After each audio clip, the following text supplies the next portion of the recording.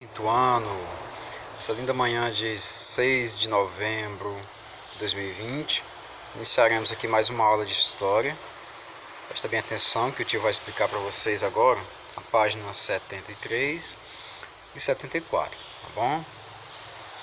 No momento passado aí, na aula passada, a gente viu um período chamado momento regencial, né?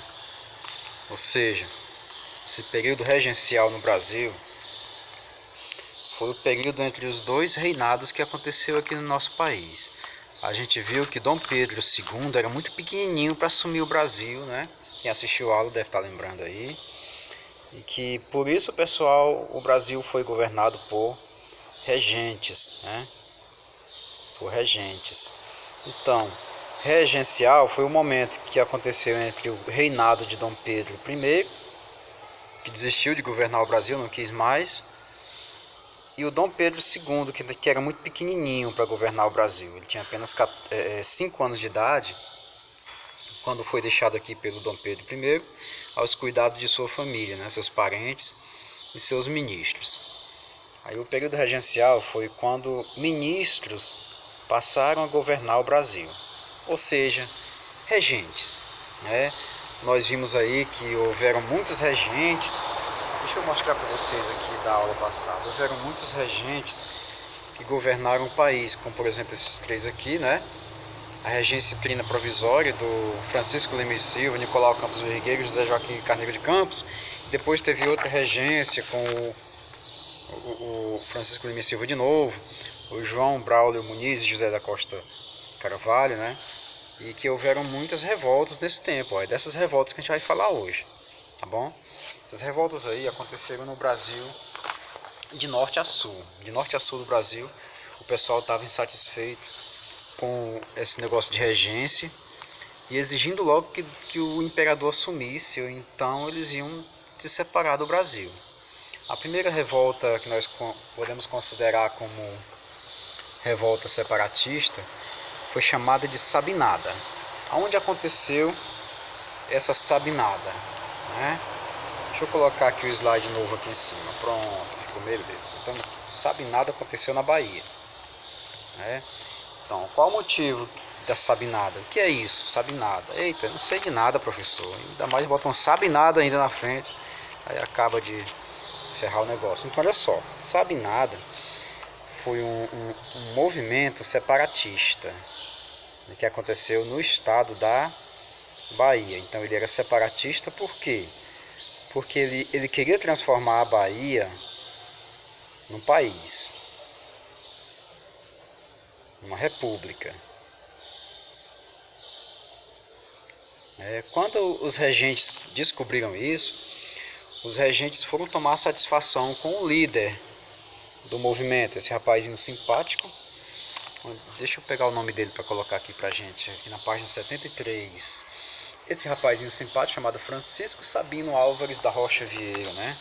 Nossa, vamos chamar só de Francisco Sabino, pronto. Francisco Sabino. Como ele era o líder do movimento, o pessoal acabou colocando Sabinada em homenagem a ele mesmo, né? Aí disseram: rapaz, Francisco Sabino, tem um pessoal batendo na porta ali, diz que é do governo do Brasil, diz que é lá dos regentes, querem falar com você. Aí o Francisco Sabino suou gelado. Eita danação, agora é o seguinte, o que é que eu vou explicar para esse pessoal? Que eu estou no meio de um movimento para separar a Bahia do Brasil, não é? E formar lá uma república, escolher um presidente em vez de um rei. O que é que eu vou falar? O Sabino disse o seguinte, ó: não, moçada, vamos ficar calminhos, todos se tremendo, vamos ficar calminhos, calma, né? A gente vai fazer isso, a gente vai criar uma república só enquanto o imperador complete 18 anos de idade, depois a gente desmancha de novo a república e volta a fazer parte do Brasil de novo, novamente, né? Aí o pessoal do governo: será se esse cara tá dizendo a verdade? Será que eu sou tão besta para acreditar na conversa fiada dessa? Foi o que aconteceu. O pessoal do governo, ele acabou sufocando o movimento, né? Ele acabou prendendo os seus membros aí, os seus líderes, tá? e acabou sendo reprimido esse movimento. Esse negócio de sabe nada não vai dar certo. O governo da regência foi lá e acabou com esse movimento de sabe nada e prendeu aí os caras que estavam envolvidos. Não apenas o Francisco Sabino, mas também todos os líderes. E aqueles que eram mais pobres, o governo federal acabou até fuzilando, né? Estava na frente de um canhão e soltava a bomba lá. Eita danação. Era triste, mas é a realidade, né, gente? Então, ocorre que a Sabinada fracassou, mas foi considerado um movimento separatista. Então, gente, se por acaso o tio perguntar para vocês o que eram os movimentos separatistas, eram aqueles que tinham intenção de se separar do Brasil, de formar um novo país ali isolado, um país ali isolado. Isso começou a acontecer aqui na Bahia, mas isso não acabou aqui na Bahia. Isso com o tempo ainda vai acontecer muito.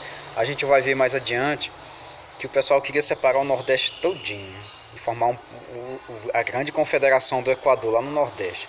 Ia ser um país imenso, rico, lindo, maravilhoso, cheio de belezas naturais e autossuficiente. E o Brasil ia ficar separado do Nordeste. Então, mas esse é um movimento, isso é uma coisa que a gente ainda vai chegar lá, tá bom? A gente vai aos poucos. A gente vai começar logo com a Sabinada, que foi um movimento menor. Ele foi somente na Bahia, tá bom? Vamos ver mais um outro movimento. Vamos ver mais uma outra revolta que aconteceu no Brasil durante o governo das regências. Eita, mas foi revolta muita, menina. Eita, danação. Das outra. Vou colocar outra aqui. Deixa eu tirar essa daqui da frente, fica mais clarinho pra gente. Beleza. Então aí, gente, assiste aí com a família, assiste com o papai, com a mamãe, aprende junto aí todo mundo. Todo mundo tá de quarentena mesmo, quem vai para lugar nenhum mesmo, então olha só. Esse daqui foi chamado de cabanagem. Cabanagem, né? E aconteceu no Pará, no estado do Pará.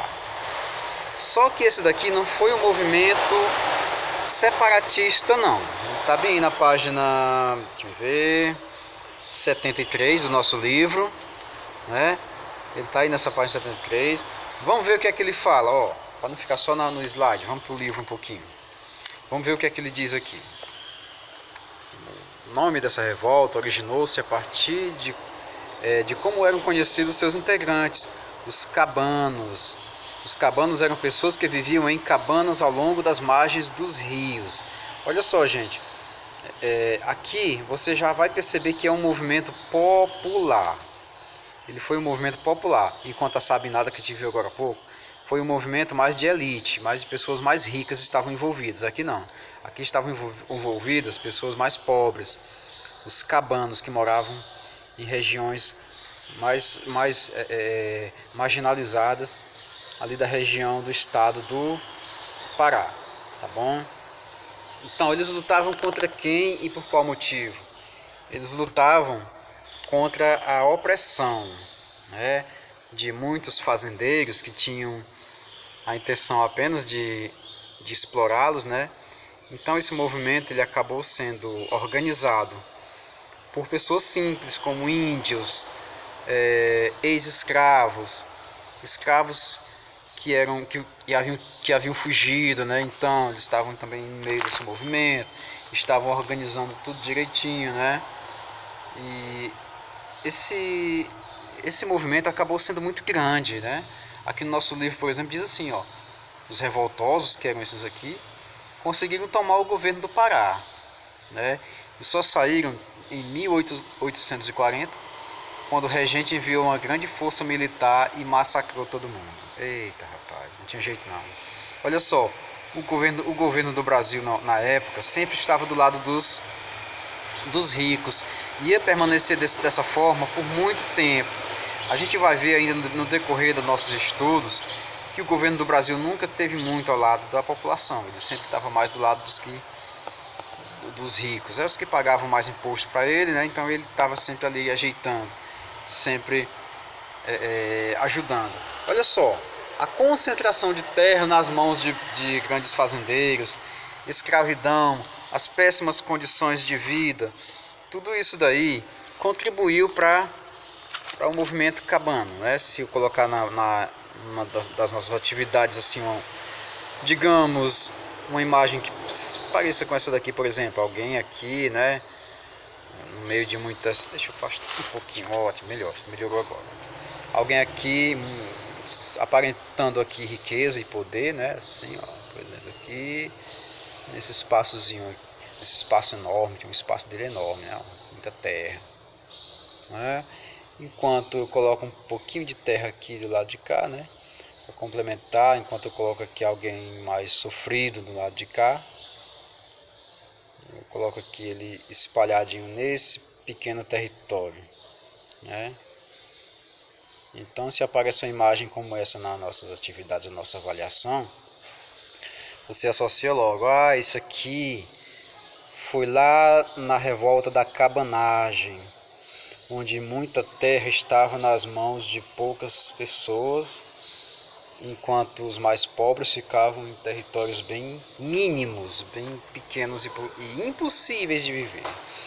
Na verdade, a história do Brasil é cheia dessas contradições, né? Mas vamos passar para outro movimento. O governo acabou com todo mundo, né? Enfim, dá uma lida, se você tem alguma dúvida, dá uma lidazinha depois no texto para complementar o nosso conhecimento, tá bom, gente? O texto é essencial. Vamos para outro movimento que aconteceu logo após.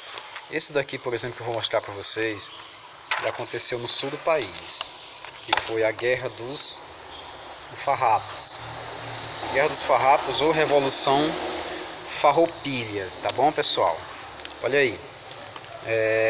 Veja bem, no sul do país aconteceu um movimento chamado de Farroupilha, que era ligado a grandes fazendeiros, ou seja, aqui o movimento também era de grandes elites. Começou com pessoas muito ricas, com interesse econômico, tá bom? Por quê? Porque o Brasil estava perdendo mercado de carne para outras regiões e até mesmo para outros países. Os argentinos, por exemplo, estavam vendendo mais do que o Brasil. E o pessoal do sul do país estava colocando a culpa no governo, porque ele estava deixando outros países venderem mais do que o Brasil.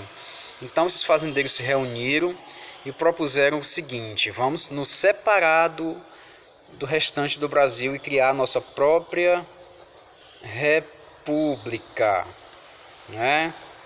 Vamos se juntar aí a região aí que hoje é Santa Catarina e vamos montar uma república do Rio Grande do Sul com Santa Catarina, chamada de República do Piratini. O país novo ia se chamar assim, Piratini, né?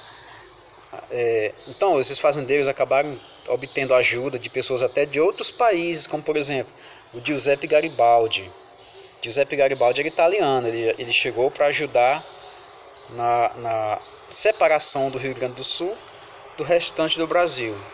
Só que esse movimento, apesar de ter durado muito tempo, passou mais de 6 anos lutando aí para separar e não teve condição, ele acabou sendo sufocado pelas tropas do governo. Teve muita luta, mas no final das contas os farrapos perderam. E o Giuseppe Garibaldi teve que voltar para a Itália, onde lá ele participou de movimentos em seu próprio país, da unificação italiana, tá? Então aqui é o seguinte, o que vocês precisam saber dos farrapos é que eles foram também organizadores de um movimento separatista e também um movimento formado por elites. Eles esqueceram um pouco da população mais pobre e concentraram somente em seus interesses mais profundos, que é a economia, tá bom? Vamos ver agora mais um outro movimento de revolta, que foi a Balaiada, que é mais próximo aqui da gente. A Balaiada aconteceu no estado do Maranhão, no belíssimo estado do Maranhão, com ótimas, lindas praias e, enfim, né? A Balaiada foi organizada por pessoas simples que não tinham nenhuma intenção de se separar do Brasil. Na verdade, eles queriam uma vida melhor, tá bom? Eles queriam uma vida melhor, queriam mais respeito do governo e queriam mais respeito dos seus fazendeiros, né? A economia do Maranhão, ela era muito forte na parte do algodão. Era grande produtor de algodão no Brasil. Só que esse algodão do Brasil tinha um concorrente mais forte ainda, que era os Estados Unidos, né? Os Estados Unidos vendia mais do que o Brasil. Então o pessoal começou a se revoltar. Por quê? Porque os donos do algodão começaram a pagar menos aos trabalhadores, começaram a querer que eles trabalhassem mais, começaram a exigir mais desempenho por parte deles, e o salário deles era bem pequenininho, quase nada, e contando que haviam muitos escravos ainda envolvidos nesse setor econômico, o que deixou muita gente ainda mais enraivecida, né? Então, dessa maneira, o pessoal organizado por artesãos, os artesãos fabricavam balaios, né? Balaios, que é uma espécie de jacá feito de palha de bambu, onde tem uma tampazinha também feita de palha de bambu, onde o pessoal guardava mantimentos, guardava algodão para vender, guardava o que quisesse guardar. Era um grande baú feito de palha de bambu. Bambu é uma árvorezinha que dá uns palhazinhos assim. Tá bom? Então, os artesãos, juntamente com a população mais pobre, organizou esse movimento e foram lá, vieram cá. O governo federal acabou... Federal não, desculpa. O governo central, não vamos falar em federal agora não, federal só lá pro final do ano.